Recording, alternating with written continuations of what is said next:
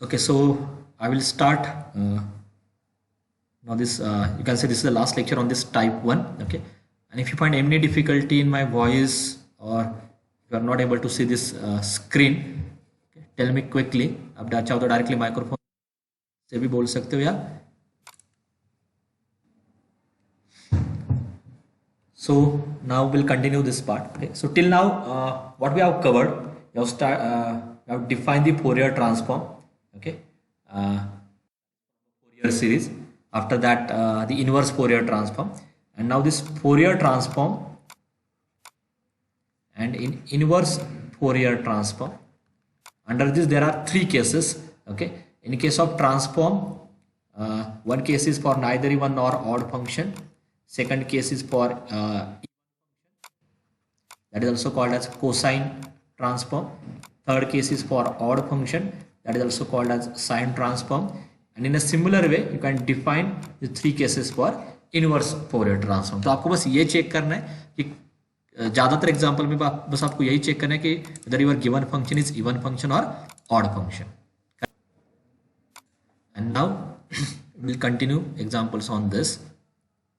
So next question क्या है? Find the Fourier transform of this given function. तो यहाँ पे कहीं पे उन्होंने इंटीग्रल वर्ड यूज नहीं किया, ना ही उन्होंने कहीं पे इनवर्स वर्ड यूज किया. Basically, we have to find the Fourier transform. Okay, so Fourier transform of this given function. Okay, but अगर आप Fourier transform चेक करते हो, यही डिस्टर्ब ज़्यादा होता है, टाइम पे नहीं ज्वाइन होते हो आप तो. Okay, so हाँ, so in case of Fourier transform, actually there are three formulas. One is what? F of lambda is equal to integration from minus infinity to infinity f of u e raised to minus I lambda u du. Okay, so here I'm talking about the Fourier transform, not about the inverse. Second formula क्या है? That is called as the Fourier cosine transform, which is equal to integration from 0 to infinity f of u cos lambda u du. And the third case is that is Fourier sine transform, which is equal to integration from 0 to infinity f of u sine lambda u du. Okay, and in general we use this formula in case of even function. We use this formula in case of odd function, that is called as Fourier cosine, Fourier sine, and this is in case of neither even nor odd, neither even and nor odd function. Okay, so here also in question number 3 it is not mentioned by which formula you have to find this Fourier transform. मतलब यहाँ पे आपको check करना है कि आपका ये given function even function है, इवन फंक्शन है तो ये फॉर्मूला आ जाएगा. If it is odd function तो ये फॉर्मूला आ जाएगा. And if it is neither even and nor odd then you have to apply. Yes yes yes.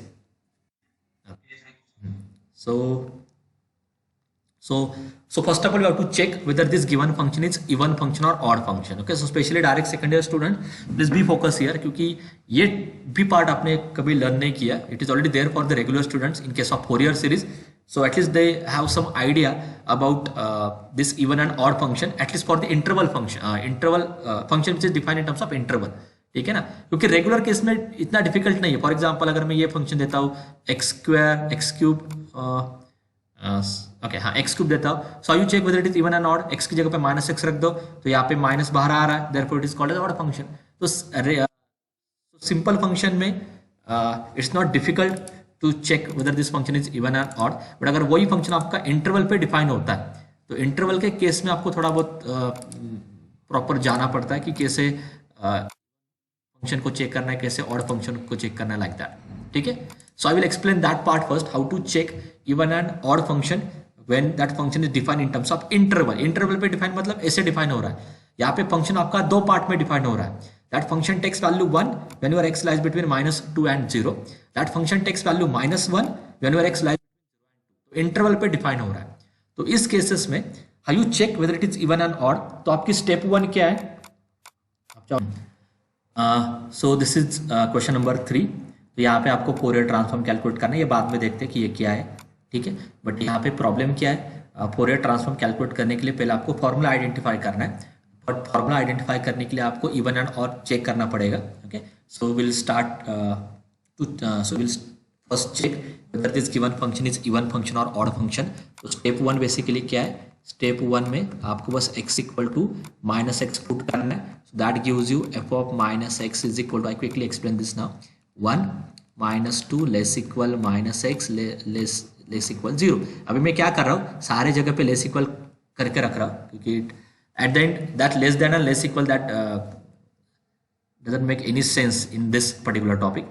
So next is minus 1 0 less equal minus x less equal 2। तो ये होता है step 1 में, आपको बस करना है क्या, x equal to minus x रख देना है। स्टेप 2 बेसिकली क्या है, ये इंपॉर्टेंट स्टेप है।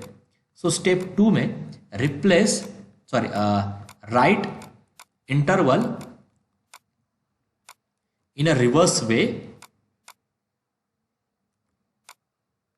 And multiply each term by minus sign, negative sign या माइनस साइन। ठीक है, ये कोई रूल नहीं है, ये मैं बस आपको एक ट्रिक दे रहा हूं कैसे सब कुछ करना है। Okay, so step 2 is only for the interval, मतलब स्टेप 2 में आपको बस इंटरवल में ही चेंजेस करना है। तो f of minus x is equal to, अभी यहाँ पे माइनस एक्स इंटरवल में आ रहा है ना, इसलिए आपको ये चेंज करना है। अगर यहाँ पे माइनस एक्स जनरेट ही नहीं हो रहा, so no need to do this step 2। Okay, so in step 2 write down this interval in a reverse way. तो इंटरवल में चेंज करना है, मतलब ये दोनों वैल्यूज एज इट इज रहेंगे, 1 एंड माइनस 1 में को कुछ भी चेंज नहीं करना है। ओके, नेक्स्ट इंटरवल को रिवर्स से लिखना है और हर एक टर्म को माइनस से मल्टीप्लाई करना है। तो minus 1 into 0 0 less equal minus 1 into minus x plus x less equal minus 1 into 2 plus 2। Next में इसको भी रिवर्स से लिखना है, so minus 1 into 2 minus 2 less equal minus 1 into x is x less equal minus into 0 is 0. So now you will have, so using this step 1 and step 2 you will get this f of x। तो अभी आपके पास f of x भी है, correct. Now you will have this f of x, also you will have this now you will have this f of minus x and f of x। Now just tell me whether these two values are equal or they are equal with respect to minus sign, or they are not equal, means this is not equal to f of x also, not equal to minus f of x also। बोलो, so can anyone tell me this, whether these two values are equal or not? क्या relation मिल रहा है?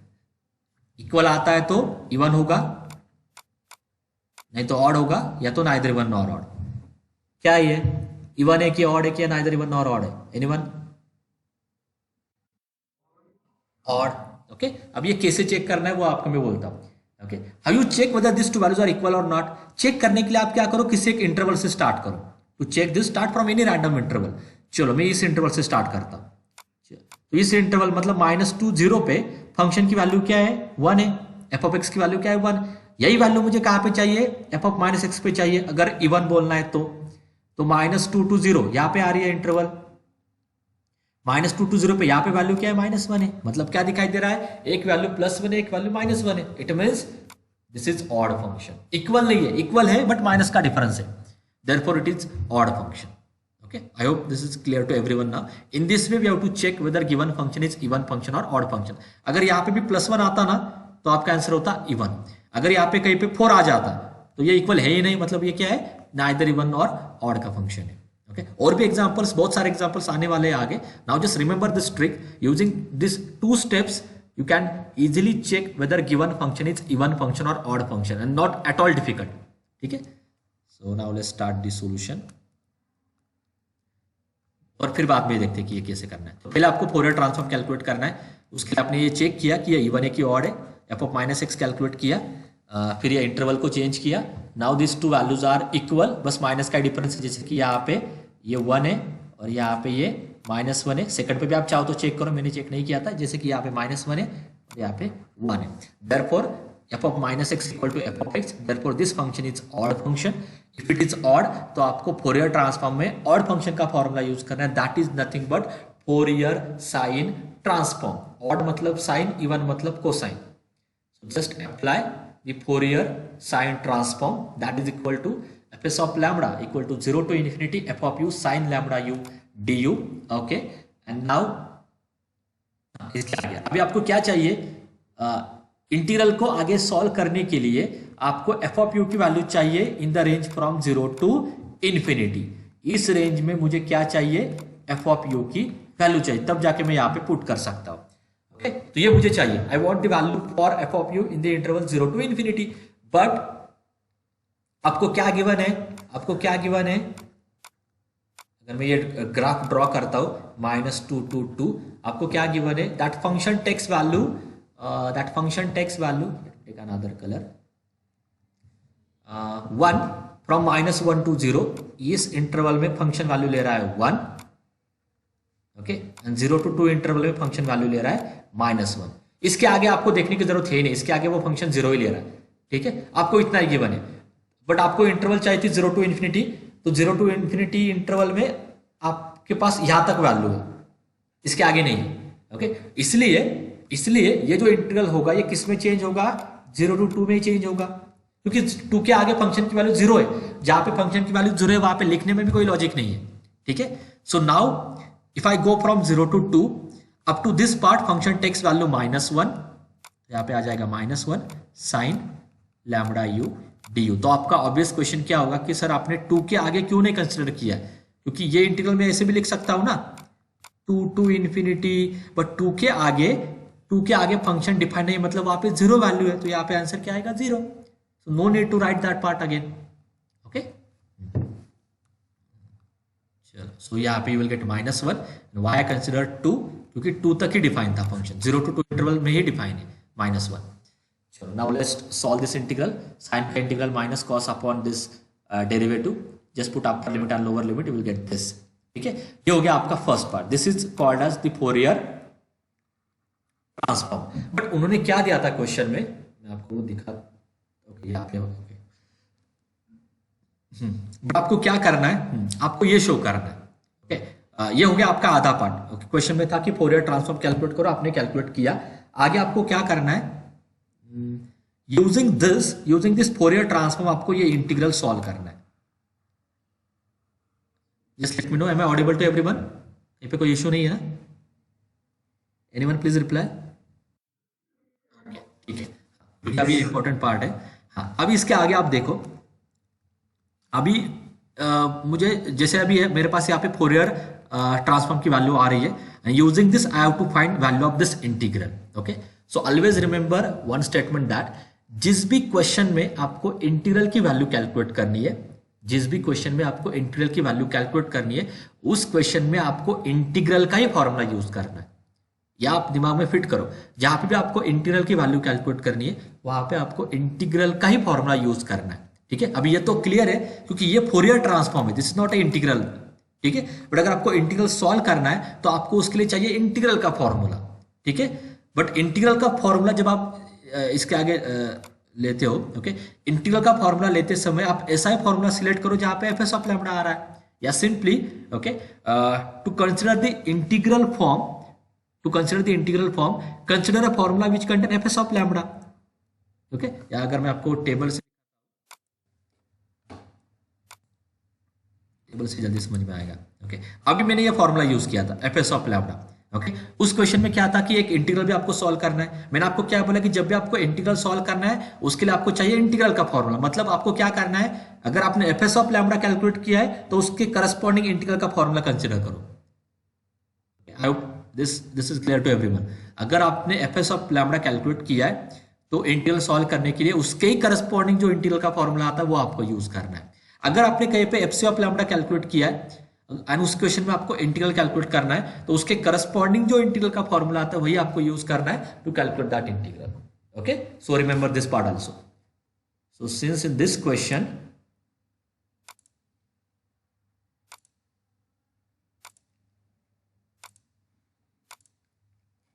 so since in this question already I have calculated this fs of lambda, now to calculate this integral I will use the Fourier integral formula corresponding to this fs of lambda. And what is that formula? That formula is this. So the integral formula corresponding to fs of lambda is this. अभी ये formula use करके वो मैं integral calculate करने वाला हूँ। अभी आप सारे वैल्यूज पुट करो, f of x की वैल्यू क्या है ये पुट करो, fs of lambda की वैल्यू क्या है ये पुट करो, you will get this, जैसे वैसे मैंने लिखा है। अभी मैं फिर से फोकस करने वाला हूं कि आपको क्या कैलकुलेट करना है। तो मुझे ये कैलकुलेट करना था, ये, ठीक है। तो अगर आप अच्छे से इसको कंपेयर करते हो तो आपको सिमिलरिटी दिखाई देगी, ठीक है। यहाँ पे क्या है, cos 2 लैम्बडा, यहाँ पे क्या है, cos 2 सिमिलर है। It doesn't matter whether it is in x और weather it is in lambda, ठीक है ना, इट डजंट मैटर। बट यहाँ पे cos 2 लैम्बडा आ रहा है, यहाँ पे cos 2 x आ रहा है, मैच हो रहा है। यहाँ पे -1 आ रहा है, यहाँ पे -1 आ रहा है, मैच हो रहा है। नीचे लैम्बडा है, यहाँ पे नीचे x है, मैच हो रहा है। बट ये टर्म मैच नहीं हो रहा है, sin lambda x and sin 2x। तो इन दोनों को मैच करने के लिए मुझे क्या करना होगा, x इक्वल टू 2 लेना होगा, तब जाके मैच हो जाएगा। So if I put x equal to 2, आप देखो यहाँ पे अब ये परफेक्ट मैच हो रहा है, this part perfectly matching with the given integral जो आपको कैलकुलेट करना है। देखो ना, cos 2 lambda cos 2x, -1 sin 2 lambda sin 2x, नीचे x, ओके। बट यहाँ पे आपने x इक्वल टू 2 पुट किया था। बट जब आप x इक्वल टू 2 पुट करते हो, लेफ्ट साइड में क्या चेंज होगा, x के लिए फंक्शन की वैल्यू क्या है, -1, इसलिए लेफ्ट साइड में क्या आ रहा है, -1 आ रहा है, ठीक है। Now just shift this 2/π on left hand side, you will get -π/2, वही आपका आंसर है, ठीक है। So this is your question number 2।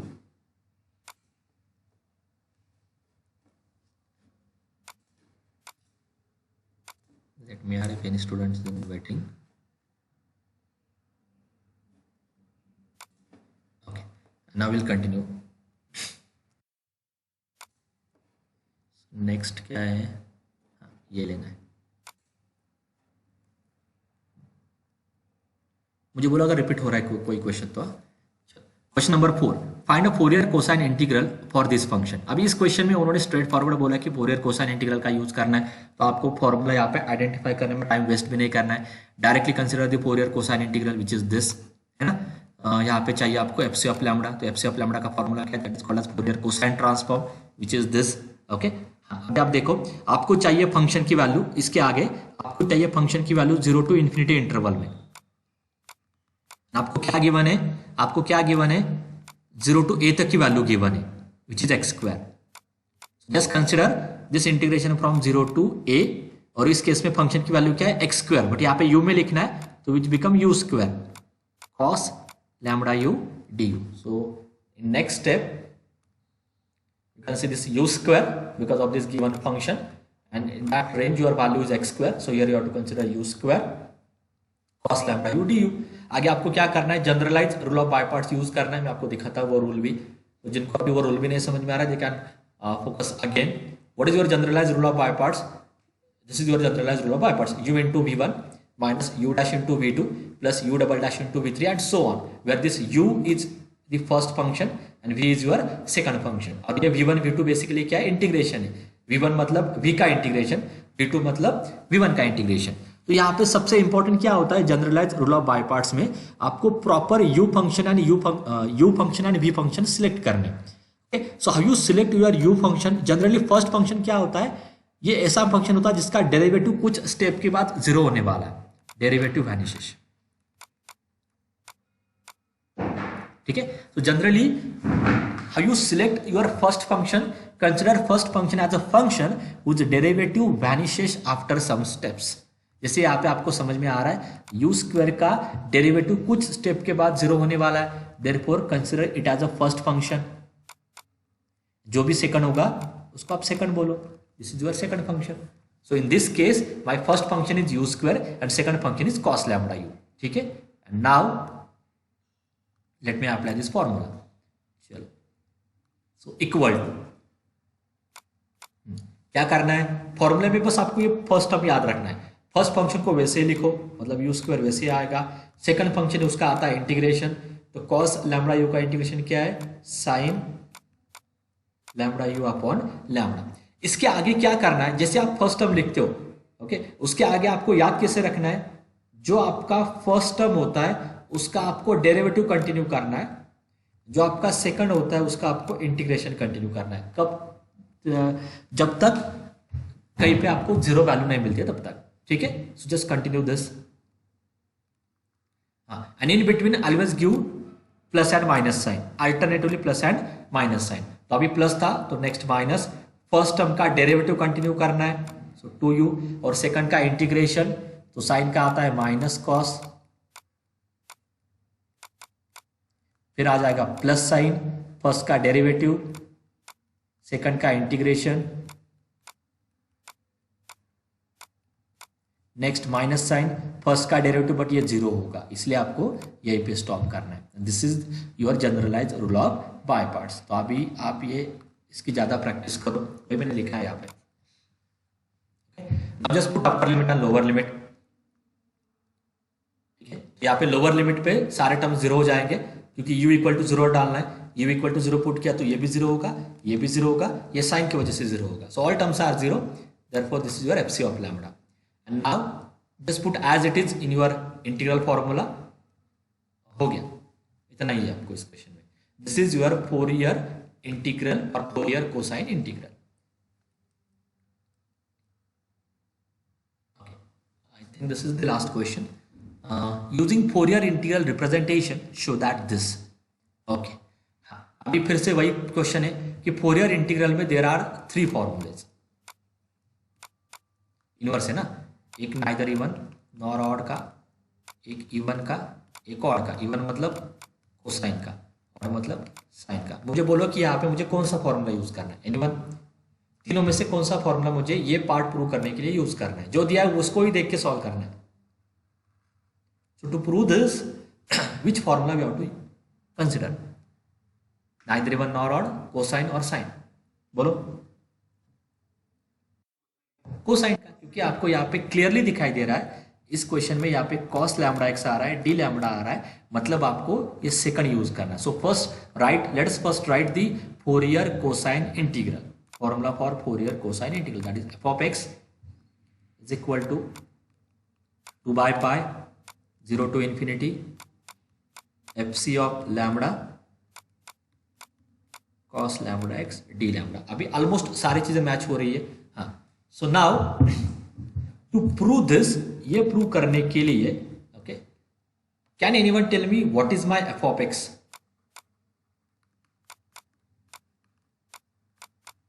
To prove this, can anyone tell me what is your f of x? मुझे f of x क्या लेना होगा? मैंने आपको पहले ही बोला कि सारी चीजें बस देख के ही पुट करनी है। हाँ, अभी आप बोलोगे आपने डायरेक्टली एफसी ऑफ लैम्बडा क्यों नहीं लिया? क्योंकि एफसी ऑफ लैम्बडा के लिए भी मुझे क्या चाहिए? f of x चाहिए। क्योंकि जब तक मेरे पास f of x नहीं आता है तब तक ना ही मेरे पास एफसी ऑफ लैम्बडा आएगा और ना ये इंटीग्रल आपका कंप्लीट होगा, क्योंकि इसमें एक ही अननोन है ये, बट ये कैलकुलेट करने के लिए आपको चाहिए f of x।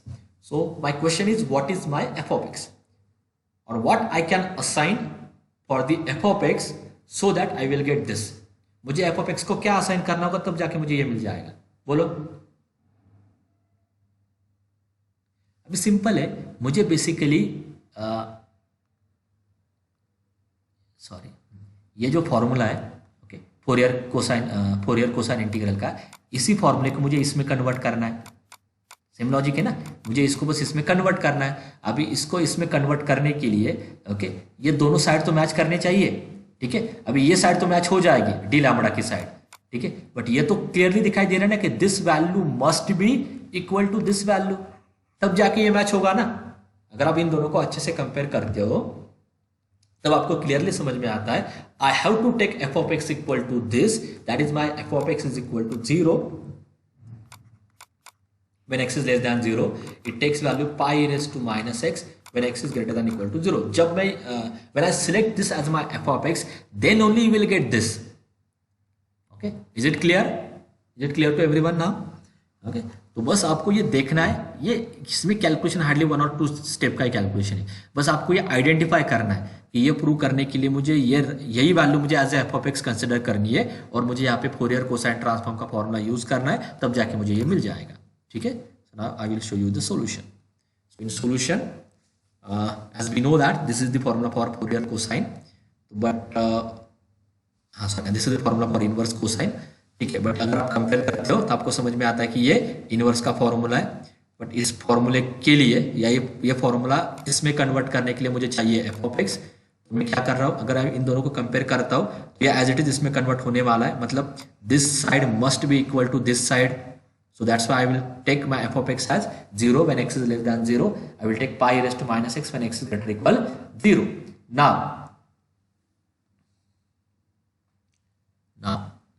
Now let us calculate Fourier cosine transform, that is fc of lambda which is equal to 0 to infinity f of u cos lambda u du.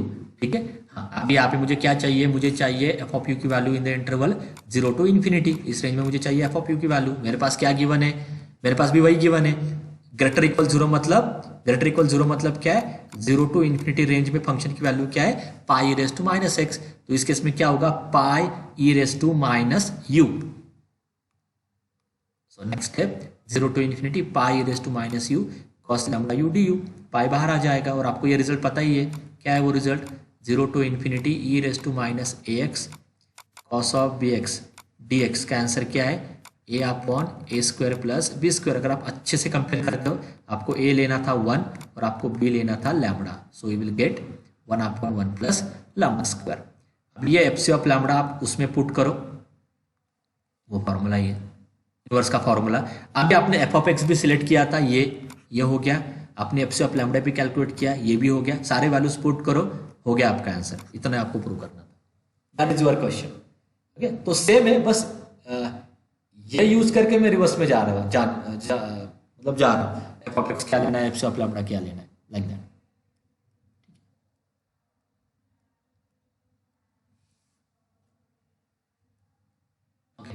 ये example में skip कर रहा हूँ, ये मैंने लिया था लास्ट ईयर, बट ऐसे क्वेश्चंस कुछ आने के चांसेस ज़्यादा नहीं है. So I don't want to make it difficult. Those who want to refer this, they can refer directly from a PDF or this PPT. Okay, but यह नहीं आने वाला example, so I will directly skip this.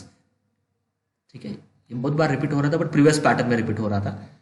But for your pattern, it is not that much important. So if you want, you can refer directly from this, and that is all about this integral transform. अभी आपको next unit में बस introduce करता हूँ, but which is not at all difficult. ठीक है? So next type is what?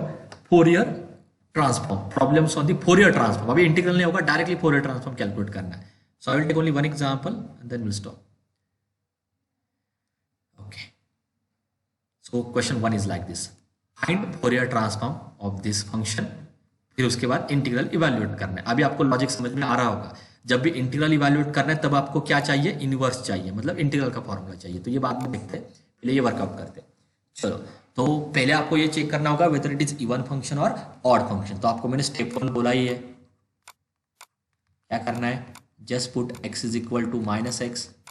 अभी हाँ ठीक है, बोलता हूँ मैं. So f of minus x is equal to 1 minus x equal to minus x रख दो यहाँ पे और उसका स्क्वायर करो, क्या मिलता है वही मिलता है. तो इसलिए मैं वैसे लिख रहा हूँ. ठीक है, और यहाँ पे माइनस एक्स लेस इक्वल 1, ये 0, और यहाँ पे माइनस एक्स ग्रेटर देन 1. अभी आपको यहाँ पे स्टेप 2 यूज करने की जरूरत है ही नहीं. क्यों नहीं है जरूरत, क्योंकि यहाँ पे इंटरवल में स्टेप 2 आपको कौन से केस में यूज करनी है. स्टेप 2 की रिक्वायरमेंट क्या थी कि अगर इंटरवल में कहीं पे नेगेटिव एक्स आ रहा है तो ही आपको स्टेप 2 का यूज करना है. ओके, बट यहाँ पे कहीं पे भी नेगेटिव एक्स नहीं आने वाला. रीजन क्या है, क्योंकि मॉड की एक प्रॉपर्टी है. मॉड की प्रॉपर्टी क्या है कि mod of minus x is always equal to mod x. Mod में नेगेटिव नंबर और पॉजिटिव नंबर का मॉड सेम ही आता है. इसलिए this I can write it as, so mod x की जगह पे अगर मैं माइनस एक्स रखता भी हूँ, ठीक है, तो यहाँ पे माइनस एक्स का स्क्वायर फिर से एक्स स्क्वायर आने वाला है, और यहाँ पे भी माइनस मॉड एक्स फिर से क्या आने वाला है, मॉड एक्स आने वाला है. यहाँ पे भी माइनस मॉड एक्स फिर से मॉड एक्स आने वाला है. इसका मतलब क्या हो रहा है कि मेरा फंक्शन चेंज ही नहीं हो रहा है, जैसे फंक्शन था वैसे ही मिल रहा है आपको. You will get that same function again, है ना. Therefore this function is even function. मैं दिखाता हूँ आपको थोड़ा बहुत. ठीक है, और इसमें मैंने नेक्स्ट में वही किया है कि इसको सॉल्व भी करते हुए will get that same value. Okay, therefore it become a even function. Okay, so अगर ये इवन फंक्शन है तो आपको फोरियर कोसाइन ट्रांसफॉर्म का यूज करना है. So let's write that formula first. So what is your Fourier cosine transform, which is this. Okay, अभी आप अच्छे से फोकस करो. आपको चाहिए फंक्शन की value in the interval 0 to infinity. 0 to infinity में मुझे चाहिए फंक्शन की वैल्यू. और क्या गिवन है आपको, हाँ, ये आपको मैंने एक्सप्लेन किया था लास्ट लेक्चर में भी. Always remember mod x less than a means your x lies between minus a and a. जिनको नहीं पता आप ये कहीं पे नोट करके रखो. तो यहाँ पे भी मॉड एक्स लेस इक्वल 1 का मीनिंग क्या होता है, your x lies between -1 and 1। ठीक है, तो आपको क्या गिवन है यहाँ पे, अगर आप ये ग्राफ ड्रॉ करते हो ना -1 एंड 1 का, तो in between this your function value is 1 minus, let me take another colour, in between this your function value is 1 minus x square, and rest of the case में function की value क्या है, 0, इसलिए वो consider करने की जरूरत नहीं है, आपको बस यही फोकस करना है।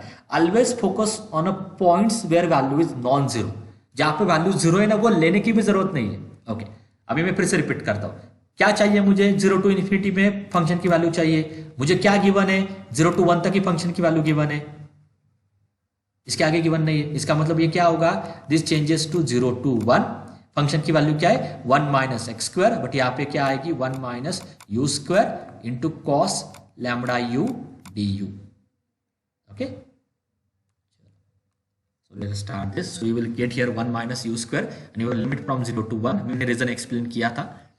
नाउ यहाँ पे इसके आगे generalise rule of by parts, आपको पता है कि इसका डेरिवेटिव कुछ स्टेप के बाद 0 होने वाला है, so call it as u function and call it as v function. So what is your generalise rule of by parts, ये होता है रूल, पहला फंक्शन वैसे रख दो, पहले को वैसे रख दो, सेकंड का इंटीग्रेशन ले लो साइन लैम्बडा अपॉन लैम्बडा, फिर इसका डेरिवेटिव कंटिन्यू करना है, इसका इंटीग्रेशन कंटिन्यू करना है, तो इसका डेरिवेटिव आता है -2u, और इन बिटवीन आपको माइनस प्लस माइनस लेके जाना है, तो नेक्स्ट साइन इज माइनस, फिर इसका डेरिवेटिव -2u, मैं इसमें मिक्स नहीं कर रहा हूं, don't write immediately this as a plus sign, okay, तो ये माइनस प्लस माइनस ऐसे सेपरेट रखने आपको, ये माइनस ये प्लस, और फिर आपको क्या करना है, फर्स्ट का derivative which is -2u, second का इंटीग्रेशन साइन का आता है माइनस कॉस अपॉन लैम्बडा, फिर इसका डेरिवेटिव विच इज -2, फिर इसका इंटीग्रेशन विच इज साइन, फिर इसका डेरिवेटिव वो 0 होगा, इसलिए आपको यहीं पे स्टॉप करना है।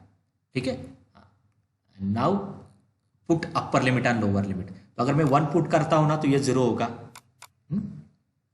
ये 0 होगा, ये मिलेगा आपको, ये वैल्यू मिल जाएगी, ये क्या होगा, u इक्वल टू 1 पुट करके ये भी मिलेगा ना, ये भी मिलेगा, ओके, तो ये भी रहेगा, बट जब आप 0 पुट करते हो साइन की वजह से ये 0 हो जाएगा, ये भी 0 हो जाएगा, बस आपको यही मिलेगा ना, ये भी 0 होगा u के वजह से। चल ओके, तो आपको 1 के लिए बस ये 2 वैल्यूज मिल रहे हैं, you can work on this also, मैं दिखाता हूँ क्या क्या किया है मैंने। ओके, मैंने अभी नहीं सॉल्व किया, तो नेक्स्ट स्टेप में I will put upper limit and lower limit, so if I put upper limit and lower limit, upper limit के लिए 2 वैल्यूज मिल रहे हैं, मैंने आपको पहले ही बोला था, और लोअर लिमिट के लिए यू विल गेट डायरेक्टली 0, आप 1 बाय 1 पुट करके चेक करो, जिनको ये डायरेक्ट नहीं समझ में आ रहा है उनके लिए। Now just try to simplify, जितना हो रहा है उतना ही करो, वहीं पे छोड़ दो। सो this is your Fourier cosine transform. ठीक है, ये हो गया आपका आधा क्वेश्चन, बट उन्होंने क्या दिया था क्वेश्चन में, मैं पहले यहां तक आप फोकस करो, इसके आगे का पार्ट में एक्सप्लेन करता हूं, बट उन्होंने क्या दिया था कि आपको ये कैलकुलेट करना है, ये उनका क्वेश्चन है, find value of this 0 to infinity, and this question with in 1 minute. So आपको ये कैलकुलेट करना है, 0 to infinity x cos x, correct, minus sine x upon x cube into cos of x by 2, ये आपको solve करना है। But आपको मैंने पहले क्या क्लियर किया है, जिस भी क्वेश्चन में आपको इंटीग्रल कैलकुलेट करना है, उस क्वेश्चन में आपको इंटीग्रल का ही फॉर्मूला यूज करना है, बट यहाँ पे आपने f c of lambda already calculate किया था, so consider the corresponding integral formula which is f of x equal to 2 by pi 0 to infinity f c of lambda cos lambda x d lambda. अभी सारे values put करो, f of x आपको given था, f c of lambda आपने calculate किया है, remaining terms as it is. Now compare this to, अभी मुझे ये जो इंटीग्रल यहाँ पे दिखाई दे रहा है राइट साइड में, let me erase everything, and ये जो इंटीग्रल आपको राइट साइड में दिखाई दे रहा है, इस इंटीग्रल को मुझे कन्वर्ट करना है इसमें, तो बोलो मुझे क्या करना होगा, what is my substitution, anyone tell me quickly. ये मैच हो रहा है, lambda cos lambda, lambda cos lambda, sine x, minus sign adjust कर सकते हो, जस्ट एक माइनस कॉमन, ये फिर इसमें कन्वर्ट होगा, तो माइनस का इतना इश्यू नहीं है, हाँ बस आपको ये टर्म मैच करना है। So to match this term मुझे क्या पुट करना होगा, एनीवन क्या पुट करना है,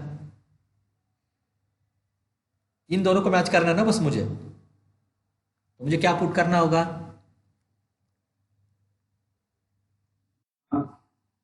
हाफ पुट करना है, बट लैम्बडा इक्वल टू करना है, can I put lambda equal to half?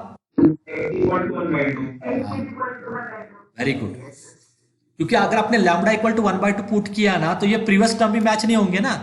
Lambda equal to 1/2 अगर आप रखते हो ना तो यहाँ पे साइन 1/2 आ जाएगा, विच इज ये फिर डिफर हो जाएगा यहाँ से, क्योंकि आपको साइन एक्स चाहिए था, साइन एक्स मतलब साइन लैम्बडा, ठीक है। So you can't put lambda equal to 1/2, ये एक रीजन है।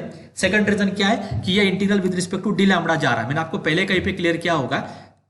इंटीग्रेशन अगर with respect to d lambda जा रहा है मतलब लैम्बडा आपका वेरिएबल है, और जो भी फंक्शन आपका है, जो भी नंबर आपका वेरिएबल आता है उसको आप फिर कांस्टेंट से रिप्लेस नहीं कर पाओगे। As it is a variable it means you can't assign a value for that, single value for that, इसलिए मुझे x इक्वल टू 1/2 लेना होगा। तो just put x equal to 1/2, हो गया ये क्वेश्चन, फिर उतना ही है। x इक्वल टू 1/2 रख दो। अगर आप x इक्वल टू 1/2 रखते हो तो x इक्वल टू 1/2 इस रेंज में आता है, क्योंकि ये रेंज क्या है -1 to 1, तो 1/2 इस रेंज में आता है, मतलब फंक्शन की वैल्यू क्या आएगी 1 minus x square. 1 minus x square means 1 minus 1/2 square, तो लेफ्ट साइड में मुझे ये मिलेगा।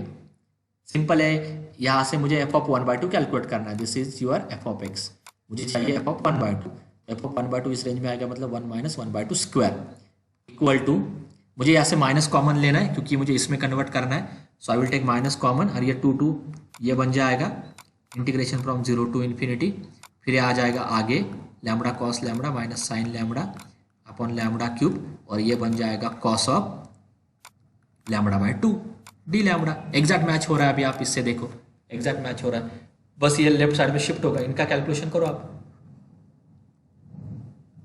आई will show you and then will stop, and it is there on next slide. Okay, इसको सॉल्व करो, 3/4 minus 4/5, shift this on left hand side, you will get minus 3/16 and that is your final answer, ठीक है। minus 3/16 is your final answer। तो similar question था, मैंने आपको पहले clear किया था कि अगर आपको इंटीग्रल समझ में आता है तो बाकी टॉपिक्स इतने डिफिकल्ट नहीं है। Okay, so here will stop today, now our lecture is directly on Monday, ठीक है।